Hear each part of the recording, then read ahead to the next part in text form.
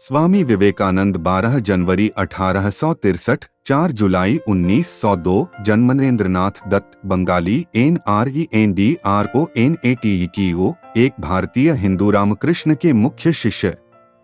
वह पश्चिमी दुनिया में वेदांत और योग की शुरुआत में एक प्रमुख व्यक्ति थे और आधुनिक भारतीय राष्ट्रवाद के जनक थे, जिन्हें अंतर्धार्मिक जागरूकता बढ़ाने और हिंदू धर्म लाने का एक प्रमुख विश्व धर्म का दर्जा। कलकत्ता में एक कुलीन बंगाली कायस्थ परिवार में जन्मे विवेकानंद का झुकाव छोटी उम्र से ही धर्म और आध्यात्मिकता की ओर था। बाद में उन्हें अपने गुरु रामकृष्ण मिले और वे भिक्षु बन गए। रामकृष्ण की मृत्यु के बाद विवेकानंद ने तत्कालीन ब्रिटिश भारत में भारतीय लोगों की जीवन स्थितियों का प्रत्यक्ष ज्ञान प्राप्त करने के लिए बड़े पैमाने पर भारतीय उपमहाद्वीप का दौरा किया। उनकी दुर्दशा से प्रभावित होकर उन्होंने अपने देशवासियों की मदद करने का संकल्प लिया और संयुक्त राज्य अमेरिका की यात्रा करने का रास्ता ढूंढा, जहां 1893 में शिकागो में धर्म संसद के बाद वह एक लोकप्रिय व्यक्ति बन गए, जिसमें उन्होंने अपना प्रसिद्ध भाषण इन शब्दों से शुरू किया: बहनों और अमेरिका के भाइयों। अमेरिकियों को हिंदू धर्म का परिचय देते हुए वह संसद में इतने प्रभावशाली थे कि एक अमेरिकी समाचार पत्र ने उन्हें दिव्य अधिकार से एक वक्ता और निस्संदेह संसद में सबसे महान व्यक्ति के रूप में वर्णित किया। संसद में बड़ी सफलता के बाद के वर्षों में विवेकानंद ने संयुक्त राज्य अमेरिका, इंग्लैंड और यूरोप में हिंदू दर्शन के मूल सिद्धांतों का प्रसार करते हुए सैकड़ों व्याख्यान दिए और न्यूयॉर्क की वेदांत सोसाइटी और सैन फ्रांसिस्को की वेदांत सोसाइटी की स्थापना की। अब उत्तरी कैलिफोर्निया की वेदांत सोसाइटी, ये दोनों पश्चिम में वेदांत सोसाइटी की नींव बन गई। भारत में विवेकानंद ने रामकृष्ण मठ की स्थापना की, जो मठवासियों और गृहस्थ भक्तों को आध्यात्मिक प्रशिक्षण प्रदान करता है, और रामकृष्ण मिशन, जो दान, सामाजिक कार्य और शिक्षा प्रदान करता है।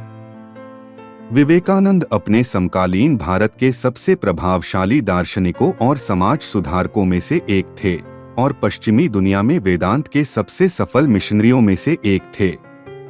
वह समकालीन हिंदू सुधार आंदोलनों में भी एक प्रमुख शक्ति थे और उन्होंने औपनिवेशिक भारत में राष्ट्रवाद की अवधारणा में योगदान दिया। अब उन्हें व्यापक रूप से आधुनिक भारत के सबसे प्रभावशाली लोगों में से एक और एक देशभक्त संत के रूप में माना जाता है। भारत में उनका जन्मदिन राष्ट्रीय युवा दिवस के रूप में मनाया जाता है। अर्ली लाइफ 1863 से 1888। जन्म और बचपन। विवेकानंद का जन्म नरेंद्रनाथ दत्त, नाम छोटा करके नरेंद्र या नरेन के रूप में, एक बंगाली परिवार में हुआ था। 12 को ब्रिटिश भारत की राजधानी कलकत्ता में 3 गौरमोहन मुखर्जी स्ट्रीट में उनके पैतृक घर में हुआ था। जनवरी 1863 मकर संक्रांति उत्सव के दौरान वह एक पारंपरिक परिवार से थे और 9 भाई बहनों में से एक थे। उनके पिता विश्वनाथ दत्त कलकत्ता उच्च न्यायालय में एक वकील थे। नरेंद्र के दादा दुर्गाचरण दत्त एक संस्कृत और फारसी विद्वान थे, जिन्होंने 25 साल की उम्र में अपना परिवार छोड़ दिया और एक भिक्षु बन गए। उनकी मां भुवनेश्वरी देवी एक धर्मनिष्ठ गृहिणी थीं। नरेंद्र के पिता के प्रगतिशील, तर्कसंगत रवैये और उनकी मां के धार्मिक स्वभाव ने उनकी सोच और व्यक्तित्व को आकार देने में मदद की। नरेंद्रनाथ को छोटी उम्र से ही आध्यात्मिकता में रुचि थी और वे शिव, राम, सीता और महावीर हनुमान जैसे देवताओं की छवियों के सामने ध्यान करते थे।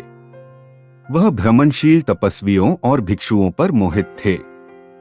नरेंद्र बचपन में शरारती और बेचैन थे और उनके माता-पिता को अक्सर उन्हें नियंत्रित करने में कठिनाई होती थी। उनकी मां ने कहा, मैंने शिव से एक पुत्र के लिए प्रार्थना की और उन्होंने मेरे पास अपने एक राक्षस को भेजा है। शिक्षा। 1871 में 8 साल की उम्र में नरेंद्रनाथ ने ईश्वर चंद्र विद्यासागर के मेट्रोपॉलिटन इंस्टीट्यूशन में दाखिला लिया, जहां वे 1877 में अपने परिवार के रायपुर चले जाने तक स्कूल गए। 1879 में अपने परिवार के कलकत्ता लौटने के बाद वह एकमात्र छात्र थे प्रेसिडेंसी कॉलेज प्रवेश परीक्षा में प्रथम श्रेणी अंक प्राप्त करने के लिए। वह दर्शन, धर्म, इतिहास, सामाजिक विज्ञान, कला और साहित्य सहित कई विषयों के शौकीन पाठक थे। उन्हें वेदों, उपनिषदों, भगवद गीता, रामायण, महाभारत और पुराणों सहित हिंदू धर्म ग्रंथों में भी रुचि थी। नरेंद्र को भारतीय शास्त्रीय संगीत में प्रशिक्षित किया गया था और वह नियमित रूप से शारीरिक व्यायाम, खेल और संगठित गतिविधियों में भाग लेते थे। नरेंद्र ने जनरल असेंबली इंस्टीट्यूशन, जिसे अब स्कॉटिश चर्च कॉलेज के नाम से जाना जाता है, में पश्चिमी तर्क, पश्चिमी दर्शन और यूरोपीय इतिहास का अध्ययन किया। 1881 में उन्होंने ललित कला की परीक्षा उत्तीर्ण की और 1884 में कला स्नातक की डिग्री पूरी की। नरेंद्र ने David Hume, Immanuel Kant, Johann Gottlieb Fichte, Baruch Spinoza, George W.F. Hegel के कार्यों का अध्ययन किया। Arthur Schopenhauer, Auguste Comte, John Stuart Mill और चार्ल्स डार्विन। वह हर्बर्ट स्पेंसर के विकासवाद से मोहित हो गए और उनके साथ पत्र व्यवहार किया। हर्बर्ट स्पेंसर की पुस्तक एजुकेशन 1861 का बंगाली में अनुवाद किया। पश्चिमी दार्शनिकों का अध्ययन करते समय उन्होंने संस्कृत शास्त्र और बंगाली साहित्य भी सीखा। William Hastie, Christian college, Calcutta के प्रिंसिपल, जहां से नरेंद्र ने स्नातक की उपाधि प्राप्त की, ने लिखा, नरेंद्र वास्तव में एक प्रतिभाशाली व्यक्ति हैं। मैंने दूर दूर तक यात्रा की है, लेकिन मुझे कभी भी उनकी प्रतिभा और संभावनाओं का कोई लड़का नहीं मिला, यहाँ तक कि जर्मन विश्वविद्यालयों में भी नहीं। दार्शनिक छात्र। वह जीवन में अपनी छाप छोड़ने के लिए बाध्य है। नरेंद्र अपनी विलक्षण स्मृति और तेजी से पढ़ने की क्षमता के लिए जाने जाते थे। उदाहरण के तौर पर कई घटनाएं दी गई हैं। एक बातचीत में उन्होंने एक बार पिकविक पेपर्स के 2 या 3 पेज शब्दशः उद्धृत किए। एक और घटना जो दी गई है वह एक स्वीडिश नागरिक के साथ उनकी बहस है, जहां उन्होंने स्वीडिश इतिहास के कुछ विवरणों का संदर्भ दिया था जिनसे स्वीडिश नागरिक मूल रूप से असहमत थे, लेकिन बाद में मान गए। जर्मनी के कील में डॉक्टर पॉल ड्यूसेन के साथ एक अन्य घटना में विवेकानंद कुछ काव्यात्मक कार्य कर रहे थे और जब प्रोफेसर ने उनसे बात की तो उन्होंने कोई उत्तर नहीं दिया। बाद में उन्होंने डॉक्टर ड्यूसेन से माफी मांगते हुए कहा कि वह पढ़ने में बहुत ज्यादा व्यस्त थे और इसलिए उन्होंने उनकी बात नहीं सुनी। प्रोफेसर इस स्पष्टीकरण से संतुष्ट नहीं थे, लेकिन विवेकानंद ने पाठ से छंदों को उद्धृत किया और उनकी व्याख्या की, जिससे प्रोफेसर उनकी स्मृति की उपलब्धि के बारे में आश्चर्यचकित रह गए। एक बार उन्होंने एक पुस्तकालय से सर जॉन लबॉक द्वारा लिखित कुछ किताबें मांगी और अगले ही दिन उन्हें यह दावा करते हुए लौटा दिया कि उन्होंने उन्हें पढ़ा है। लाइब्रेरियन ने उन पर विश्वास करने से इनकार कर दिया, जब तक कि सामग्री के बारे में जिरह से उन्हें यकीन नहीं हो गया कि विवेकानंद वास्तव में सच्चे थे। कुछ खातों ने नरेंद्र को श्रुतिधर, अद्भुत स्मृति वाला व्यक्ति कहा है। प्रारंभिक आध्यात्मिक प्रयास। 1880 में नरेंद्र केशव चंद्र सेन के नव विधान में शामिल हो गए, जिसे सेन ने रामकृष्ण से मिलने और ईसाई धर्म से हिंदू धर्म में पुनः परिवर्तित होने के बाद स्थापित किया था। नरेंद्र 1884 से पहले किसी समय एक फ्रीमेसोनरी लॉज के सदस्य बन गए थे और अपने 20 के दशक में साधारण ब्रह्मा समाज के सदस्य बन गए, जो केशव चंद्र सेन और देवेंद्रनाथ टैगोर के नेतृत्व में ब्रह्मा समाज का एक अलग गुट था। 1881 से 1884 तक वह सेंस बैंड ऑफ होप में भी सक्रिय रहे, जिसने युवाओं को धूम्रपान और शराब पीने से हतोत्साहित करने की कोशिश की। इसी सांस्कृतिक परिवेश में नरेंद्र पश्चिमी गूढ़ विद्या से परिचित हुए।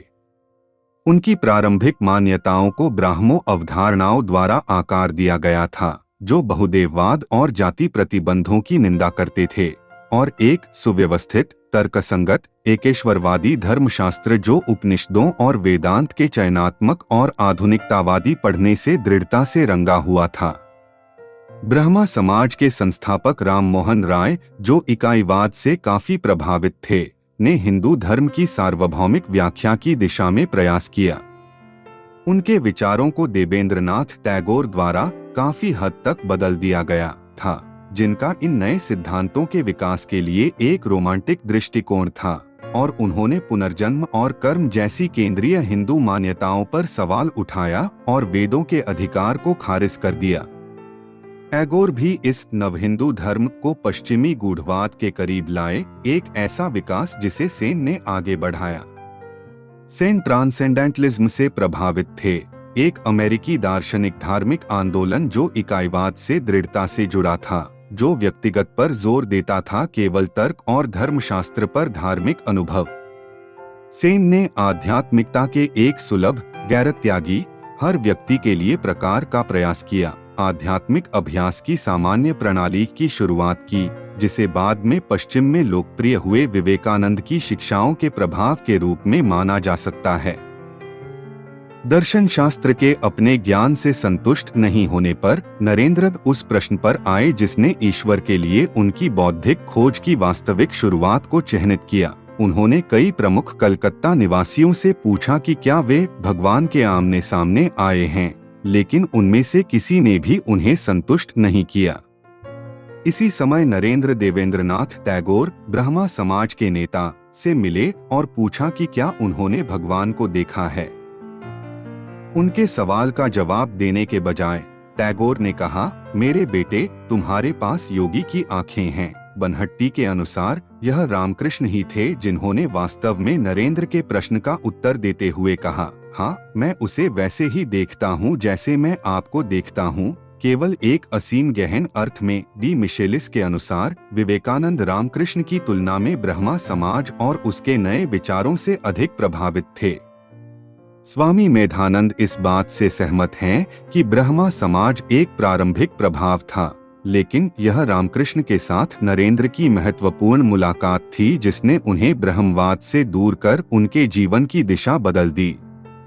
मिशेलिस के अनुसार यह सेन का प्रभाव था जिसने विवेकानंद को पूरी तरह से पश्चिमी गूढ़ विद्या के संपर्क में ला दिया, और सेन के माध्यम से ही उनकी रामकृष्ण से मुलाकात भी हुई।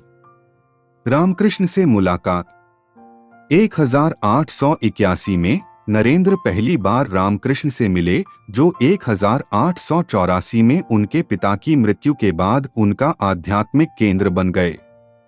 नरेंद्र का रामकृष्ण से पहला परिचय जनरल असेंबली इंस्टीट्यूशन में एक साहित्य कक्षा में हुआ, जब उन्होंने प्रोफेसर विलियम हेस्टी को विलियम वर्ड्सवर्थ की कविता द एक्सरसन पर व्याख्यान देते हुए सुना।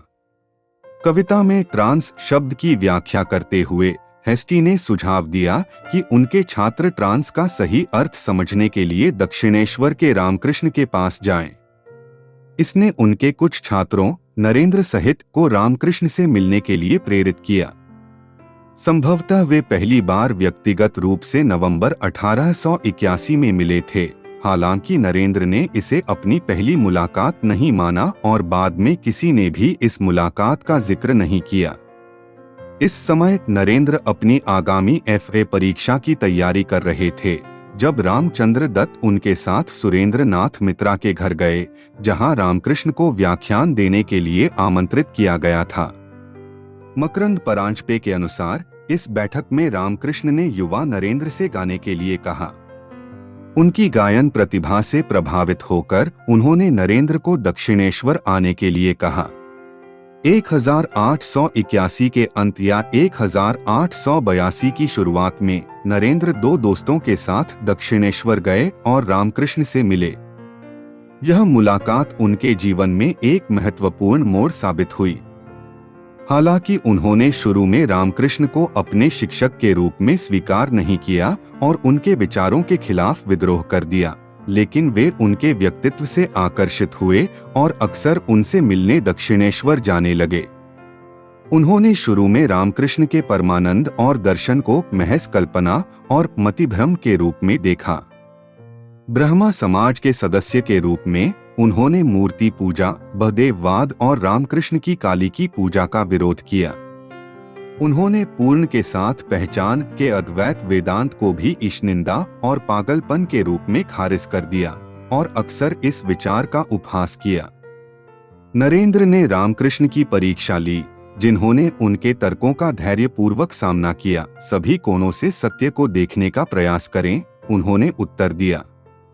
1884 में नरेंद्र के पिता की आकस्मिक मृत्यु ने परिवार को दिवालिया बना दिया। लेनदारों ने ऋण की अदायगी की मांग करना शुरू कर दिया और रिश्तेदारों ने परिवार को उनके पैतृक घर से बेदखल करने की धमकी दी। नरेंद्र, जो एक समय एक अच्छे परिवार का बेटा था, अपने कॉलेज में सबसे गरीब छात्रों में से एक बन गया। उन्होंने काम ढूंढने की असफल कोशिश की और भगवान के अस्तित्व पर सवाल उठाया, लेकिन उन्हें रामकृष्ण में सांत्वना मिली और दक्षिणेश्वर में उनकी यात्राएं बढ़ गईं। एक दिन नरेंद्र ने रामकृष्ण से अपने परिवार के वित्तीय कल्याण के लिए देवी काली से प्रार्थना करने का अनुरोध किया। इसके बजाय रामकृष्ण ने उन्हें स्वयं मंदिर जाकर प्रार्थना करने का सुझाव दिया। रामकृष्ण के सुझाव के बाद वह 3 बार मंदिर गए, लेकिन किसी भी प्रकार की सांसारिक आवश्यकताओं के लिए प्रार्थना करने में असफल रहे और अंततः देवी से सच्चे ज्ञान और भक्ति के लिए प्रार्थना की। नरेंद्र धीरे धीरे ईश्वर की प्राप्ति के लिए सब कुछ त्यागने के लिए तैयार हो गए और उन्होंने रामकृष्ण को अपने गुरु के रूप में स्वीकार कर लिया। 1885 में रामकृष्ण को गले का कैंसर हो गया और उन्हें कलकत्ता और बाद में कोसीपोर के एक गार्डन हाउस में स्थानांतरित कर दिया गया। नरेंद्र और रामकृष्ण के अन्य शिष्यों ने उनके अंतिम दिनों में उनकी देखभाल की और नरेंद्र की आध्यात्मिक शिक्षा जारी रही। कोसीपोर में उन्हें निर्विकल्प समाधि का अनुभव हुआ। नरेंद्र और कई अन्य शिष्यों ने रामकृष्ण से गेरुआ वस्त्र प्राप्त किया, जिससे उनका पहला मठवासी संघ बना। उन्हें सिखाया गया था कि मनुष्यों की सेवा ईश्वर की सबसे प्रभावी पूजा है। रामकृष्ण ने उनसे अन्य मठवासी शिष्यों की देखभाल करने के लिए कहा और बदले में उन्हें नरेंद्र को अपने नेता के रूप में देखने के लिए कहा। रामकृष्ण की मृत्यु 16 अगस्त 1886 की सुबह कोसीपोर में हुई। रामकृष्ण मठ की स्थापना। रामकृष्ण की मृत्यु के बाद उनके भक्तों और प्रशंसकों ने उनके शिष्यों का समर्थन करना बंद कर दिया। अवैतनिक किराया जमा हो गया और नरेंद्र और अन्य शिष्यों को रहने के लिए एक नई जगह ढूंढनी पड़ी। कई लोग गृहस्थ परिवारोन्मुख जीवन शैली अपनाकर घर लौट आए। नरेंद्र ने शेष शिष्यों के लिए बारानगर में एक जीर्णशीर्ण घर को एक नए मठ में बदलने का निर्णय लिया। बारानगर मठ का किराया कम था, जिसे पवित्र भिक्षा मधुकारी द्वारा जुटाया जाता था। मठ रामकृष्ण मठ की पहली इमारत बन गया। रामकृष्ण के मठवासी आदेश का मठ। नरेंद्र और अन्य शिष्य प्रतिदिन ध्यान और धार्मिक तपस्या में कई घंटे बिताते थे। नरेंद्र को बाद में मठ के शुरुआती दिनों की याद आई। हमने बारानगर मठ में काफी धार्मिक अभ्यास किया। हम सुबह 3 बजे उठकर जप और ध्यान में लीन हो जाते थे। उन दिनों हम में वैराग्य की कितनी प्रबल भावना थी। हमें इस बात का भी ख्याल नहीं था कि दुनिया अस्तित्व में है भी या नहीं। 1887 में नरेंद्र ने वैष्णव चरण बसाक के साथ संगीत कल्पत्रु नामक एक बंगाली गीत संकलन संकलित किया। नरेंद्र ने इस संकलन के अधिकांश गीतों को संग्रहित और व्यवस्थित किया, लेकिन प्रतिकूल परिस्थितियों के कारण पुस्तक का कार्य पूरा नहीं कर सके। मठवासी प्रतिज्ञाएं। दिसंबर 1886 में बाबूराम की मां ने नरेंद्र और उनके दूसरे भाई भिक्षुओं को अंतपुर गांव में आमंत्रित किया। नरेंद्र और अन्य आकांक्षी भिक्षुओं ने निमंत्रण स्वीकार कर लिया और कुछ दिन बिताने के लिए अंतपुर चले गए। अंतपुर में 1886 की क्रिसमस की पूर्व संध्या पर नरेंद्र और 8 अन्य शिष्यों ने औपचारिक मठवासी प्रतिज्ञा ली। उन्होंने अपने स्वामी की तरह अपना जीवन जीने का निर्णय लिया। नरेंद्रनाथ ने स्वामी विवेकानंद नाम अपनाया। भारत में यात्राएं 1888 से 1893। 1888 में नरेंद्र ने एक परिव्राजक के रूप में मठ छोड़ दिया, एक भटकते भिक्षु का हिंदू धार्मिक जीवन, बिना निश्चित निवास के, बिना बंधन के, स्वतंत्र और अजनबी जहां भी वे जाते हैं। उनकी एकमात्र संपत्ति एक कमंडलू, पानी का बर्तन, कर्मचारी और उनकी 2 पसंदीदा पुस्तकें थीं, भगवद गीता और the imitation of Christ. Narendra ने 5 वर्षों तक भारत में बड़े पैमाने पर यात्रा की, शिक्षा केंद्रों का दौरा किया और विभिन्न धार्मिक परंपराओं और सामाजिक पैटर्न से खुद को परिचित किया। उन्होंने लोगों की पीड़ा और गरीबी के प्रति सहानुभूति विकसित की और राष्ट्र के उत्थान का संकल्प लिया। मुख्य रूप से भिक्षा पर रहने वाले नरेंद्र ने पैदल और रेलवे से यात्रा की, प्रशंसकों द्वारा खरीदे गए टिकटों के साथ। अपनी यात्रा के दौरान वे सभी धर्मों और क्षेत्रों के भारतीयों से मिले और उनके साथ रहे, विद्वान, दीवान, राजा, हिंदू, मुस्लिम, ईसाई, परयार, निम्न जाति के कार्यकर्ता और सरकारी अधिकारी। 31 मई 1893 को खेतड़ी के अजीत सिंह द्वारा सुझाए गए नाम विवेकानंद के साथ नरेंद्र ने बंबई से शिकागो के लिए प्रस्थान किया, जो कि संस्कृत शब्दों का एक समूह है, विवेक और आनंद, जिसका अर्थ है विवेकशील ज्ञान का आनंद। पश्चिम की पहली यात्रा 1893 से 1897। विवेकानंद ने 31 मई 1893 को पश्चिम की अपनी यात्रा शुरू की और जापान के कई शहरों, Nagasaki, Kobe, Yokohama, Osaka, Kyoto और टोक्यो सहित संयुक्त राज्य अमेरिका के रास्ते में चीन और कनाडा का दौरा किया। 30 जुलाई 1893 को शिकागो पहुंचे, जहां सितंबर 1893 में धर्म संसद हुई। कांग्रेस स्वीडनबोर्गियन आम आदमी और इलिनोइस सुप्रीम कोर्ट के न्यायाधीश चार्ल्स सी की एक पहल थी। बोन्नी दुनिया के सभी धर्मों को इकट्ठा करने के लिए और धार्मिक जीवन के अच्छे कार्यों में कई धर्मों की पर्याप्त एकता दिखाने के लिए। यह शिकागो के विश्व मेले की 200 से अधिक सहायक सभाओं और सम्मेलनों में से एक था और पूर्व और पश्चिम के सांस्कृतिक परिवेश की एक अग्रणी बौद्धिक अभिव्यक्ति थी। ब्रह्मा समाज और थियोसोफिकल सोसाइटी को हिंदू धर्म के प्रतिनिधि के रूप में आमंत्रित किया गया।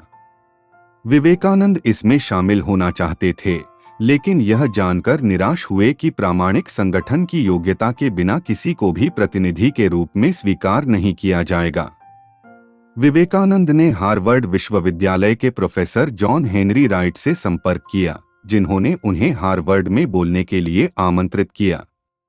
विवेकानंद ने प्रोफेसर के बारे में लिखा, उन्होंने मुझसे धर्म संसद में जाने की आवश्यकता का आग्रह किया, जिसके बारे में उनका मानना था कि इससे राष्ट्र को एक परिचय मिलेगा। विवेकानंद ने एक आवेदन प्रस्तुत किया, खुद को सन्यासी के सबसे पुराने आदेश के एक भिक्षु के रूप में पेश किया। शंकर द्वारा स्थापित ब्रह्मा समाज के प्रतिनिधि प्रताप चंद्र मोजुम्बर द्वारा समर्थित, जो एक भी थे संसद की चयन समिति के सदस्य, स्वामी को हिंदू मठ व्यवस्था के प्रतिनिधि के रूप में वर्गीकृत करते हुए। विवेकानंद को बोलते हुए सुनकर हार्वर्ड मनोविज्ञान के प्रोफेसर विलियम जेम्स ने कहा, वह व्यक्ति वक्तृत्व शक्ति के लिए एक आश्चर्य है, वह मानवता के लिए एक सम्मान है। विश्व धर्म संसद। विश्व के कोलंबियाई प्रदर्शनी के भाग के रूप में विश्व धर्म संसद 11 सितंबर 1893 को शिकागो के कला संस्थान में खोली गई। इस दिन विवेकानंद ने भारत और हिंदू धर्म का प्रतिनिधित्व करते हुए एक संक्षिप्त भाषण दिया।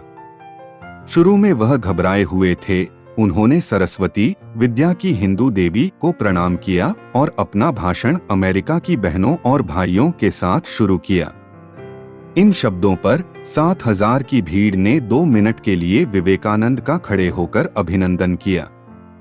शैलेंद्र नाथ धर के अनुसार जब शांति बहाल हुई तो उन्होंने अपना संबोधन दुनिया में भिक्षुओं के सबसे प्राचीन संप्रदाय, सन्यासियों के वैदिक आदेश, एक ऐसा धर्म जिसने सिखाया है की ओर से सबसे युवा राष्ट्रों का अभिवादन करते हुए शुरू किया। विश्व में सहिष्णुता और सार्वभौमिक स्वीकृति दोनों। विवेकानंद ने शिव महिम्ना स्तोत्रम से 2 उदाहरणात्मक अंश उद्धृत किए। जिस प्रकार अलग अलग धाराओं का स्रोत अलग अलग स्थानों पर होता है, वे सभी अपना जल समुद्र में मिला देती हैं, उसी प्रकार हे भगवान, मनुष्य अलग अलग रास्ते अपनाते हैं, अलग अलग प्रवृत्तियों के माध्यम से, भले ही वे अलग अलग दिखाई दें, टेढ़ी मेढ़ी या सीधी, सभी आपकी ओर ले जाती हैं। और जो कोई भी मेरे पास आता है, चाहे वह किसी भी रूप में हो, मैं उस तक पहुंचता हूँ। सभी मनुष्य उन रास्तों से संघर्ष कर रहे हैं जो अंततः मुझ तक पहुंचते हैं। शैलेंद्र नाथ धर के अनुसार यह केवल एक छोटा भाषण था, लेकिन इसने संसद की भावना को व्यक्त किया। संसद के अध्यक्ष जॉन हेनरी बैरोज ने कहा, भारत धर्मों की जननी का प्रतिनिधित्व ऑरेंज भिक्षु स्वामी विवेकानंद ने किया था, जिन्होंने अपने लेखा परीक्षकों पर सबसे अद्भुत प्रभाव डाला था। विवेकानंद ने प्रेस में व्यापक ध्यान आकर्षित किया, जिसने उन्हें भारत का चक्रवाती भिक्षु कहा। न्यूयॉर्क क्रिटिक ने लिखा, वह दैवीय अधिकार से एक वक्ता हैं और पीले और नारंगी रंग की सुरमय सेटिंग में उनका मजबूत, बुद्धिमान चेहरा उन गंभीर शब्दों और उनके द्वारा दिए गए समृद्ध, लयबद्ध उच्चारण से कम दिलचस्प नहीं था। न्यूयॉर्क हेराल्ड ने कहा, विवेकानंद निस्संदेह धर्म संसद में सबसे महान व्यक्ति हैं। उन्हें सुनने के बाद हमें लगता है कि इस विद्वान राष्ट्र में मिशनरियों को भेजना कितना मूर्खतापूर्ण है। अमेरिकी अखबारों ने विवेकानंद को धर्म संसद में सबसे महान व्यक्ति और संसद में सबसे लोकप्रिय और प्रभावशाली व्यक्ति बताया। बोस्टन इवनिंग ट्रांसक्रिप्ट में बताया गया कि विवेकानंद संसद में बहुत पसंदीदा थे। यदि वह मंच पार कर जाते हैं तो उनकी सराहना की जाती है। उन्होंने 27 सितंबर 1893 को संसद समाप्त होने तक हिंदू धर्म, बौद्ध धर्म और धर्मों के बीच सद्भाव से संबंधित विषयों पर रिसेप्शन, वैज्ञानिक अनुभाग और निजी घरों में कई बार बात की। संसद में विवेकानंद के भाषणों में सार्वभौमिकता का सामान्य विषय, धार्मिक सहिष्णुता पर जोर देना। वह जल्द ही एक सुंदर प्राच्यवादी के रूप में जाने जाने लगे और एक वक्ता के रूप में उन्होंने बड़ी छाप छोड़ी। यूके और यूएस में व्याख्यान यात्राएं। स्वामी जी ने अमेरिका में एक अवसर पर कहा, मैं आपको एक नए विश्वास में परिवर्तित करने नहीं आया हूँ। मैं चाहता हूँ कि आप अपना विश्वास बनाए रखें। मैं मेथोडिस्ट को एक बेहतर मेथोडिस्ट बनाना चाहता हूँ, प्रेस्बिटेरियन को एक बेहतर प्रेस्बिटेरियन बनाना चाहता हूँ, यूनिटेरियन एक बेहतर यूनिटेरियन है। मैं तुम्हें सत्य जीना सिखाना चाहता हूँ, अपनी आत्मा के भीतर प्रकाश प्रकट करना सिखाना चाहता हूँ। धर्म संसद के बाद उन्होंने अतिथि के रूप में अमेरिका के कई हिस्सों का दौरा किया। उनकी लोकप्रियता ने हजारों लोगों के लिए जीवन और धर्म पर विस्तार के लिए नए विचार खोले। ब्रुकलिन एथिकल सोसाइटी में एक प्रश्नोत्तर सत्र के दौरान उन्होंने टिप्पणी की, मेरे पास पश्चिम के लिए एक संदेश है, जैसे बुद्ध के पास पूर्व के लिए एक संदेश था। विवेकानंद ने पूर्वी और मध्य संयुक्त राज्य अमेरिका, मुख्य रूप से शिकागो, डेट्रॉइट, बोस्टन और न्यूयॉर्क में व्याख्यान देते हुए लगभग 2 साल बिताए। उन्होंने 1894 में वेदांत सोसाइटी ऑफ न्यूयॉर्क की स्थापना की। 1895 के वसंत तक उनके व्यस्त, थका देने वाले कार्यक्रम ने उनके स्वास्थ्य को प्रभावित किया था। उन्होंने अपने व्याख्यान दौरों को समाप्त कर दिया और वेदांत और योग में मुफ्त निजी कक्षाएं देना शुरू कर दिया। जून 1895 से शुरू करके विवेकानंद ने 2 महीने तक न्यूयॉर्क के थाउजेंड आइलैंड पार्क में अपने 1 दर्जन शिष्यों को निजी व्याख्यान दिए। पश्चिम की अपनी पहली यात्रा के दौरान उन्होंने 1895 और 1896 में 2 बार यूके की यात्रा की और वहां सफलतापूर्वक व्याख्यान दिया। नवंबर 1895 में उनकी मुलाकात एक आयरिश महिला मार्गरेट एलिजाबेथ नोबल से हुई, जो बाद में सिस्टर निवेदिता बनी। मई 1896 में ब्रिटेन की अपनी दूसरी यात्रा के दौरान विवेकानंद की मुलाकात ऑक्सफोर्ड विश्वविद्यालय के प्रसिद्ध इंडोलॉजिस्ट मैक्स मुलर से हुई, जिन्होंने पश्चिम में रामकृष्ण की पहली जीवनी लिखी थी। ब्रिटेन से विवेकानंद ने अन्य यूरोपीय देशों का दौरा किया। जर्मनी में उनकी मुलाकात एक अन्य इंडोलॉजिस्ट पॉल ड्यूसेन से हुई। विवेकानंद को 2 अमेरिकी विश्वविद्यालयों में अकादमिक पदों की पेशकश की गई थी, एक हार्वर्ड विश्वविद्यालय में पूर्वी दर्शन शास्त्र में अध्यक्ष और कोलंबिया विश्वविद्यालय में एक समान पद। उन्होंने दोनों को अस्वीकार कर दिया क्योंकि उनके कर्तव्य एक भिक्षु के रूप में उनकी प्रतिबद्धता के साथ टकराव पैदा कर सकते थे। विवेकानंद की सफलता के कारण मिशन में बदलाव आया, अर्थात पश्चिम में वेदांत केंद्रों की स्थापना हुई। विवेकानंद ने अपने पश्चिमी दर्शकों की जरूरतों और समझ के अनुरूप पारंपरिक हिंदू विचारों और धार्मिकता को अपनाया, जो विशेष रूप से पश्चिमी गूढ़ परंपराओं और ट्रांसेंडेंटलिज्म और नए विचार जैसे आंदोलनों से आकर्षित और परिचित थे। हिंदू धार्मिकता के उनके अनुकूलन में एक महत्वपूर्ण तत्व उनके 4 योग मॉडल का परिचय था, जिसमें राजयोग, पतंजलि के योग सूत्रों की उनकी व्याख्या शामिल है, जिसने दिव्य शक्ति को महसूस करने के लिए एक व्यावहारिक साधन की पेशकश की, जिसके भीतर आधुनिक पश्चिमी गूढ़तावाद का केंद्र है। 1896 में उनकी पुस्तक राजयोग प्रकाशित हुई, जो तत्काल सफल रही। यह योग की पश्चिमी समझ में अत्यधिक प्रभावशाली था। एलिजाबेथ डी मिशेलिस के दृष्टिकोण में यह आधुनिक योग की शुरुआत का प्रतीक था। विवेकानंद ने अमेरिका और यूरोप में अनुयायियों और प्रशंसकों को आकर्षित किया, जिनमें Josephine MacLeod, Betty Leggett, Lady Sandwich, William James, Josiah Royce, Robert G Ingersoll, Lord Kelvin, Harriet Monroe, Ella Wheeler Wilcox, Sarah Bernhardt, Nikola Tesla, Emma Calve शामिल थे, और Hermann Ludwig Ferdinand von Helmholtz. उन्होंने कई अनुयायियों को दीक्षित किया। Mary Louis, एक फ्रांसीसी महिला, स्वामी अभयानंद बन गईं, और लियोन लैंड्सबर्ग स्वामी कृपानंद बन गए, ताकि वे अपना काम जारी रख सकें। वेदांत सोसाइटी का मिशन। यह सोसाइटी अभी भी विदेशी नागरिकों से भरी हुई है और लॉस एंजल्स में भी स्थित है। अमेरिका में अपने प्रवास के दौरान विवेकानंद को वेदांत छात्रों के लिए एक आश्रय स्थल स्थापित करने के लिए कैलिफोर्निया के सैन जोस के दक्षिण पूर्व में पहाड़ों में जमीन दी गई थी। उन्होंने इसे शांति वापसी या शांति आश्रम कहा। सबसे बड़ा अमेरिकी केंद्र हॉलीवुड में दक्षिणी कैलिफोर्निया की वेदांत सोसाइटी है, जो 12 मुख्य केंद्रों में से एक है। हॉलीवुड में एक वेदांत प्रेस भी है, जो वेदांत के बारे में किताबें और हिंदू धर्म ग्रंथों और ग्रंथों के अंग्रेजी अनुवाद प्रकाशित करता है। डेट्रॉइट की क्रिस्टीना ग्रीनस्टिडेल को भी विवेकानंद ने एक मंत्र से दीक्षा दी थी, और वह सिस्टर क्रिस्टीन बन गईं, और उन्होंने एक करीबी पिता बेटी का रिश्ता स्थापित किया। पश्चिम से विवेकानंद ने भारत में अपने कार्य को पुनर्जीवित किया। वह नियमित रूप से अपने अनुयायियों और भाई भिक्षुओं के साथ पत्र व्यवहार करते थे, सलाह और वित्तीय सहायता की पेशकश करते थे। इस अवधि के उनके पत्र उनके समाज सेवा के अभियान को दर्शाते हैं और कड़े शब्दों में लिखे गए थे। उन्होंने अखंडानंद को लिखा, खेतरी शहर के गरीबों और निचले वर्गों के बीच घर घर जाएं और उन्हें धर्म सिखाएं। साथ ही उन्हें भूगोल और ऐसे अन्य विषयों पर मौखिक शिक्षा भी दें।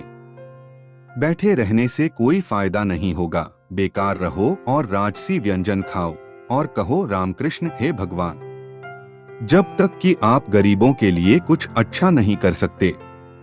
1895 में विवेकानंद ने वेदांत सिखाने के लिए आवधिक ब्रह्मवादिन की स्थापना की। 146 बाद में द इमिटेशन ऑफ क्राइस्ट के पहले 6 अध्यायों का विवेकानंद द्वारा किया गया अनुवाद 1899 में ब्रह्मवादिन में प्रकाशित हुआ। विवेकानंद 16 दिसंबर 1896 को अपने शिष्यों कैप्टन और मिसेस सेवियर और जे गुडविन के साथ इंग्लैंड से भारत के लिए रवाना हुए। रास्ते में उन्होंने फ्रांस और इटली का दौरा किया और 30 दिसंबर 1896 को नेपल्स से भारत के लिए रवाना हुए। बाद में सिस्टर निवेदिता उनके साथ भारत आईं, जिन्होंने अपना शेष जीवन भारतीय महिलाओं और भारत की शिक्षा के लिए समर्पित कर दिया। आजादी। भारत में वापसी 1897 से 1899। यूरोप से जहाज 15 जनवरी 1897 को कोलंबो, ब्रिटिश सीलोन, अब श्रीलंका पहुंचा और विवेकानंद का गर्मजोशी से स्वागत किया गया। कोलंबो में उन्होंने पूर्व में अपना पहला सार्वजनिक भाषण दिया। वहां से कलकत्ता तक की उनकी यात्रा विजयी रही। विवेकानंद ने कोलंबो से पंबन, रामेश्वरम, रामनाथ, मदुरै, कुंभकोणम और मद्रास तक यात्रा की और व्याख्यान दिए। आम लोगों और राजाओं ने उनका उत्साहपूर्वक स्वागत किया। उनकी रेल यात्रा के दौरान लोग अक्सर ट्रेन को रोकने के लिए रेल की पटरियों पर बैठ जाते थे ताकि वे उनकी बात सुन सकें। मद्रास, अब चेन्नई से उन्होंने कलकत्ता और अल्मोड़ा की अपनी यात्रा जारी रखी। पश्चिम में रहते हुए विवेकानंद ने भारत की महान आध्यात्मिक विरासत के बारे में बात की। भारत में उन्होंने बार बार सामाजिक मुद्दों को संबोधित किया, लोगों का उत्थान, जाति व्यवस्था को खत्म करना, विज्ञान और औद्योगिकरण को बढ़ावा देना, व्यापक गरीबी को संबोधित करना और औपनिवेशिक शासन को समाप्त करना। कोलंबो से अल्मोड़ा तक व्याख्यान के रूप में प्रकाशित ये व्याख्यान उनके राष्ट्रवादी उत्साह और आध्यात्मिक विचारधारा को प्रदर्शित करते हैं। 1 मई 1897 को कलकत्ता में विवेकानंद ने समाज सेवा के लिए रामकृष्ण मिशन की स्थापना की। इसके आदर्श कर्म योग पर आधारित हैं और इसके शासी निकाय में रामकृष्ण मठ, जो धार्मिक कार्य करता है, के ट्रस्टी शामिल हैं। रामकृष्ण मठ और रामकृष्ण मिशन दोनों का मुख्यालय बेलूर मठ में है। विवेकानंद ने 2 अन्य मठों की स्थापना की, एक हिमालय में मायावती में, अल्मोड़ा के पास अद्वैत आश्रम और दूसरा मद्रास, अब चेन्नई में। 2 पत्रिकाओं की स्थापना की गई, अंग्रेजी में प्रबुद्ध भारत और बंगाली में उद्बोधन। उस वर्ष मुर्शिदाबाद जिले में स्वामी अखंडानंद द्वारा अकाल राहत कार्य शुरू किया गया था।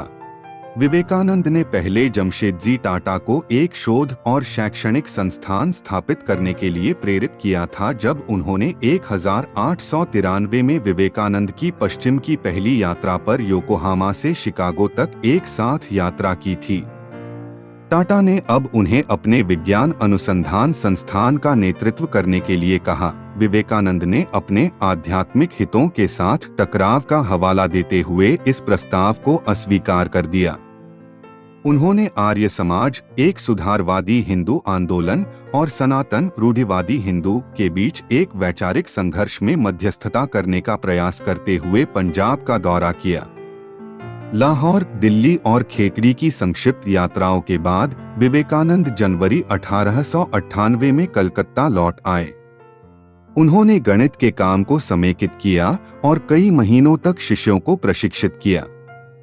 विवेकानंद ने 1898 में रामकृष्ण को समर्पित एक प्रार्थना गीत खंडन भवबंधन की रचना की। पश्चिम की दूसरी यात्रा और अंतिम वर्ष 1899 से 1902। गिरते स्वास्थ्य के बावजूद जून 1899 में दूसरी बार विवेकानंद भगिनी निवेदिता और स्वामी तुरानंद के साथ पश्चिम की ओर रवाना हुए। इंग्लैंड में कुछ समय रहने के बाद वह संयुक्त राज्य अमेरिका चले गए। इस यात्रा के दौरान विवेकानंद ने सैन फ्रांसिस्को और न्यूयॉर्क में वेदांत सोसाइटी की स्थापना की और कैलिफोर्निया में एक शांति आश्रम की स्थापना की। इसके बाद वे 1900 में धर्म कांग्रेस के लिए पेरिस गए। पेरिस में उनके व्याख्यान लिंगम की पूजा और भगवद गीता की प्रामाणिकता से संबंधित थे। इसके बाद विवेकानंद ने ब्रिटनी, वियना, इस्तांबुल, एथेंस और मिस्र का दौरा किया। 9 दिसंबर 1900 को उनके कलकत्ता लौटने तक इस अवधि के अधिकांश समय तक फ्रांसीसी दार्शनिक जूल्स बोइस उनके मेजबान थे। मायावती में अद्वैत आश्रम की एक संक्षिप्त यात्रा के बाद विवेकानंद बेलूर मठ में बस गए, जहां उन्होंने रामकृष्ण मिशन, गणित और इंग्लैंड और अमेरिका में कार्यों का समन्वय करना जारी रखा। उनके पास राजपरिवार और राजनेताओं सहित कई आगंतुक थे। हालांकि स्वास्थ्य बिगड़ने के कारण विवेकानंद 1901 में जापान में धर्म सम्मेलन में भाग लेने में असमर्थ रहे, फिर भी उन्होंने बोधगया और वाराणसी की तीर्थयात्राएं की। गिरते स्वास्थ्य, अस्थमा, मधुमेह और पुरानी अनिद्रा सहित ने उनकी गतिविधि को प्रतिबंधित कर दिया। मौत 4 जुलाई 1902 उनकी मृत्यु का दिन को विवेकानंद जल्दी उठे, बेलूर मठ के मठ में गए और 3 घंटे तक ध्यान किया। उन्होंने विद्यार्थियों को शुक्ल यजुर्वेद, संस्कृत व्याकरण और योग का दर्शन पढ़ाया। बाद में सहकर्मियों के साथ रामकृष्ण मठ में एक योजनाबद्ध वैदिक कॉलेज पर चर्चा की। शाम 7 बजे विवेकानंद परेशान न होने की बात कहकर अपने कमरे में चले गए। रात 9:20 बजे ध्यान करते समय उनकी मृत्यु हो गई। उनके शिष्यों के अनुसार विवेकानंद ने महासमाधि प्राप्त की। उनके मस्तिष्क में रक्तवाहिका का टूटना मृत्यु का संभावित कारण बताया गया था। उनके शिष्यों का मानना था कि महासमाधि प्राप्त करने के दौरान उनके ब्रह्मरंध्र, उनके सिर के शीर्ष में एक छिद्र के छेद होने के कारण यह टूट गया था। विवेकानंद ने अपनी भविष्यवाणी पूरी की कि वे 40 वर्ष तक जीवित नहीं रहेंगे। बेलूर में गंगा के तट पर, जहां 16 साल पहले रामकृष्ण का अंतिम संस्कार किया गया था, चंदन की चिता पर उनका अंतिम संस्कार किया गया था। शिक्षाएं और दर्शन। हिंदू विचार के विभिन्न पहलुओं, विशेष रूप से शास्त्रीय योग और अद्वैत वेदांत को संश्लेषित और लोकप्रिय बनाने के दौरान विवेकानंद यूनिटेरियन मिशनरियों के माध्यम से सार्वभौमिकता जैसे पश्चिमी विचारों से प्रभावित थे, जिन्होंने ब्रह्मा समाज के साथ सहयोग किया था। उनकी प्रारंभिक मान्यताओं को ब्रह्मो अवधारणाओं द्वारा आकार दिया गया था, जिसमें निराकार ईश्वर में विश्वास और मूर्ति पूजा का खंडन शामिल था, और सुव्यवस्थित, तर्कसंगत, एकेश्वरवादी धर्मशास्त्र दृढ़ता से उपनिषदों और वेदांत के चयनात्मक और आधुनिकतावादी पाठन से रंगा हुआ है। उन्होंने इस विचार का प्रचार किया कि दिव्य, पूर्ण सामाजिक स्थिति की परवाह किए बिना सभी मनुष्यों के भीतर मौजूद है, और परमात्मा को दूसरों के सार के रूप में देखने से प्रेम और सामाजिक सद्भाव को बढ़ावा मिलेगा। केशव चंद्र सेन के नवा विधान, फ्रीमेसोनरी लॉज, साधारण ब्रह्मा समाज और सेन बैंड ऑफ होप के साथ अपने जुड़ाव के कारण विवेकानंद बन गए। पश्चिमी गूढ़ विद्या से परिचित, वह रामकृष्ण से भी प्रभावित थे, जिन्होंने धीरे धीरे नरेंद्र को वेदांताधारित विश्व दृष्टिकोण में लाया, जो शिवज्ञान ने जीवेर सेवा के लिए आध्यात्मिक आधार प्रदान करता है, जो कि भगवान की वास्तविक अभिव्यक्तियों के रूप में मनुष्य की सेवा करने का आध्यात्मिक अभ्यास है। विवेकानंद ने प्रचार किया कि हिंदू धर्म का सार आदि शंकराचार्य के अद्वैत वेदांत दर्शन में सर्वोत्तम रूप से व्यक्त किया गया था। फिर भी रामकृष्ण का अनुसरण करते हुए और अद्वैत वेदांत के विपरीत विवेकानंद का मानना था कि निरपेक्ष, अंतर्निहित और पारलौकिक दोनों है। अनिल सुकलाल के अनुसार विवेकानंद का नववेदांत द्वैत या द्वैतवाद और अद्वैत या गैरद्वैतवाद में सामंजस्य स्थापित करता है, ब्राह्मण को बिना किसी दूसरे के एक के रूप में देखता है, फिर भी योग्य, सगुण और गुणवत्ताहीन, निर्गुण दोनों। विवेकानंद ने वेदांत को इस प्रकार संक्षेप में प्रस्तुत किया, इसे एक आधुनिक और सार्वभौमिक व्याख्या दी, जिसमें शास्त्रीय योग का प्रभाव दिखाया गया। प्रत्येक आत्मा संभावित रूप से दिव्य है। लक्ष्य बाहरी और आंतरिक प्रकृति को नियंत्रित करके इस दिव्यता को भीतर प्रकट करना है। इसे या तो कार्य के द्वारा, या पूजा के द्वारा, या मानसिक अनुशासन के द्वारा, या दर्शन के द्वारा, एक के द्वारा या अधिक के द्वारा, या इन सभी के द्वारा करो और मुक्त हो जाओ। यही संपूर्ण धर्म है। सिद्धांत या हठधर्मिता या अनुष्ठान या किताबें या मंदिर या रूप गौण विवरण हैं। निर्विकल्प समाधि पर विवेकानंद का जोर अद्वैत वेदांत पर मध्ययुगीन योगिक प्रभाव से पहले था। दग्धेश विवेक 14वीं शताब्दी और वेदांत सार सदानंद का 15वीं शताब्दी जैसे अद्वैत वेदांत ग्रंथों के अनुरूप विवेकानंद ने समाधि को मुक्ति प्राप्त करने के साधन के रूप में देखा। विवेकानंद ने इन्वोल्यूशन की धारणा को लोकप्रिय बनाया, एक शब्द जिसे विवेकानंद ने संभवतः पश्चिमी थियोसोफिस्टों से लिया था, विशेष रूप से हेलेना ब्लावात्स्की से, डार्विन की विकासवाद की धारणा के अलावा और संभवतः सांख्य शब्द सत्कार्य का जिक्र करते हुए। इन्वोल्यूशन पर थियोसोफिक विचारों में ज्ञानवाद, कबला और अन्य गूढ़ विद्यालयों में ईश्वर के अवतरण के सिद्धांतों के साथ काफी समानता है। मीरा नंदा के अनुसार विवेकानंद इन्वोल्यूशन शब्द का उपयोग ठीक उसी तरह करते हैं जैसे यह थियोसोफी में प्रकट होता है, पदार्थ में दैवीय चेतना का अवतरण या भागीदारी। आत्मा के साथ विवेकानंद प्राण या पुरुष को संदर्भित करते हैं, जो सांख्य और शास्त्रीय योग से लिया गया है, कुछ मूल मोड़ के साथ, जैसा कि योग सूत्र में पतंजलि द्वारा प्रस्तुत किया गया है। विवेकानंद ने नैतिकता को मन के नियंत्रण से जोड़ा, सत्य, पवित्रता और निःस्वार्थता को ऐसे गुणों के रूप में देखा जिसने इसे मजबूत किया। उन्होंने अपने अनुयायियों को पवित्र, निःस्वार्थ और श्रद्धा, विश्वास रखने की सलाह दी। विवेकानंद ने ब्रह्मचर्य का समर्थन किया, इसे अपनी शारीरिक और मानसिक सहन शक्ति और वाक्पटुता का स्रोत मानते हुए। पश्चिमी गूढ़ विद्या से विवेकानंद के परिचय ने उन्हें 1893 में धर्म संसद में उनके भाषण से शुरुआत करते हुए पश्चिमी गूढ़ क्षेत्रों में बहुत सफल बना दिया। विवेकानंद ने अपने पश्चिमी दर्शकों की जरूरतों और समझ के अनुरूप पारंपरिक हिंदू विचारों और धार्मिकता को अपनाया, जो विशेष रूप से पश्चिमी गूढ़ परंपराओं और ट्रांसेंडेंटलिज्म और नए विचार जैसे आंदोलनों से आकर्षित और परिचित थे। हिंदू धार्मिकता के उनके अनुकूलन में एक महत्वपूर्ण तत्व उनके 4 योग मॉडल का परिचय था, जिसमें राजयोग, पतंजलि के योग सूत्रों की उनकी व्याख्या शामिल है, जिसने दिव्य शक्ति को महसूस करने के लिए एक व्यावहारिक साधन की पेशकश की जो केंद्रीय है आधुनिक पश्चिमी गूढ़तावाद के लिए। 1896 में उनकी पुस्तक राजयोग प्रकाशित हुई, जो तुरंत सफल हुई और योग की पश्चिमी समझ में अत्यधिक प्रभावशाली थी। विवेकानंद के चिंतन में राष्ट्रवाद एक प्रमुख विषय था। उनका मानना था कि किसी देश का भविष्य उसके लोगों पर निर्भर करता है और उनकी शिक्षाएं मानव विकास पर केंद्रित थीं। वह एक ऐसी मशीनरी स्थापित करना चाहते थे जो सबसे गरीब और सबसे मतलबी लोगों के दरवाजे पर भी अच्छे विचार लाएगी। प्रभाव और विरासत। विवेकानंद अपने समकालीन भारत के सबसे प्रभावशाली दार्शनिकों और समाज सुधारकों में से एक थे और पश्चिमी दुनिया में वेदांत के सबसे सफल और प्रभावशाली मिशनरियों में से एक थे। अब उन्हें आधुनिक भारत और हिंदू धर्म के सबसे प्रभावशाली लोगों में से एक माना जाता है।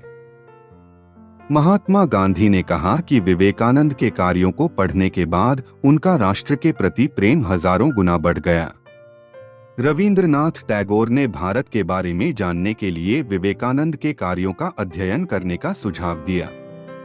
भारतीय स्वतंत्रता कार्यकर्ता सुभाष चंद्र बोस विवेकानंद को अपना आध्यात्मिक गुरु मानते थे। नववेदांत। विवेकानंद नववेदांत के मुख्य प्रतिनिधियों में से एक थे, जो पश्चिमी गूढ़ परंपराओं, विशेष रूप से ट्रांसेंडेंटलिज्म, न्यू थॉट और थियोसोफी के अनुरूप हिंदू धर्म के चयनित पहलुओं की आधुनिक व्याख्या थी। उनकी पुनर्व्याख्या बहुत सफल रही और है, जिससे भारत के भीतर और बाहर हिंदू धर्म की एक नई समझ और सराहना पैदा हुई, और यह योग, ट्रांसेंडेंटल मेडिटेशन और भारतीय आध्यात्मिक स्व के अन्य रूपों के उत्साही स्वागत का प्रमुख कारण था। पश्चिम में सुधार। अगेहानंद भारती ने बताया, आधुनिक हिंदू धर्म का ज्ञान प्रत्यक्ष या अप्रत्यक्ष रूप से विवेकानंद से प्राप्त करते हैं। विवेकानंद ने इस विचार का समर्थन किया कि हिंदू धर्म के भीतर सभी संप्रदाय और सभी धर्म एक ही लक्ष्य के लिए अलग अलग रास्ते हैं।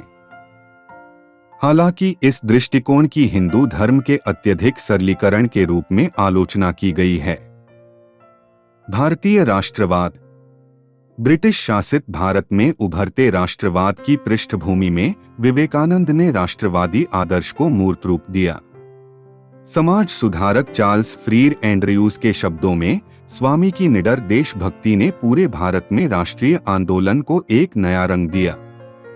उस काल के किसी भी अन्य व्यक्ति से अधिक विवेकानंद ने भारत के नव जागरण में अपना योगदान दिया था। विवेकानंद ने देश में गरीबी की सीमा की ओर ध्यान आकर्षित किया और कहा कि ऐसी गरीबी को संबोधित करना राष्ट्रीय जागृति के लिए एक पूर्व शर्त है। उनके राष्ट्रवादी विचारों ने कई भारतीय विचारकों और नेताओं को प्रभावित किया। श्री अरबिंदो विवेकानंद को भारत को आध्यात्मिक रूप से जागृत करने वाला मानते थे। महात्मा गांधी ने उन्हें उन कुछ हिंदू सुधारकों में गिना जिन्होंने परंपरा की मृत लकड़ी को काटकर इस हिंदू धर्म को वैभव की स्थिति में बनाए रखा है। नाम देने।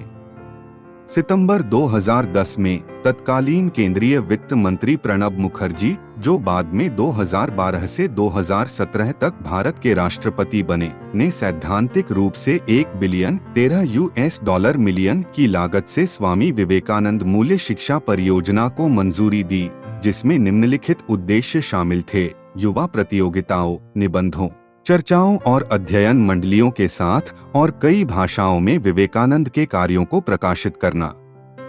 2011 में पश्चिम बंगाल पुलिस प्रशिक्षण कॉलेज का नाम बदलकर स्वामी विवेकानंद राज्य पुलिस अकादमी, पश्चिम बंगाल कर दिया गया। छत्तीसगढ़ में राज्य तकनीकी विश्वविद्यालय का नाम छत्तीसगढ़ स्वामी विवेकानंद तकनीकी विश्वविद्यालय रखा गया है। 2012 में रायपुर हवाई अड्डे का नाम बदलकर स्वामी विवेकानंद हवाई अड्डा कर दिया गया। समारोह। जबकि भारत में राष्ट्रीय युवा दिवस उनके जन्मदिन 12 जनवरी को मनाया जाता है, जिस दिन उन्होंने 11 सितंबर 1893 को धर्म संसद में अपना उत्कृष्ट भाषण दिया था, वह विश्व भाईचारा दिवस है। स्वामी विवेकानंद की 150वीं जयंती भारत और विदेशों में मनाई गई। भारत में युवा मामले और खेल मंत्रालय ने एक घोषणा में आधिकारिक तौर पर 2013 को इस अवसर के रूप में मनाया। चलचित्र। भारतीय फिल्म निर्देशक उत्पल सिन्हा ने उनकी 150वीं जयंती पर श्रद्धांजलि के रूप में द लाइट स्वामी विवेकानंद नामक फिल्म बनाई।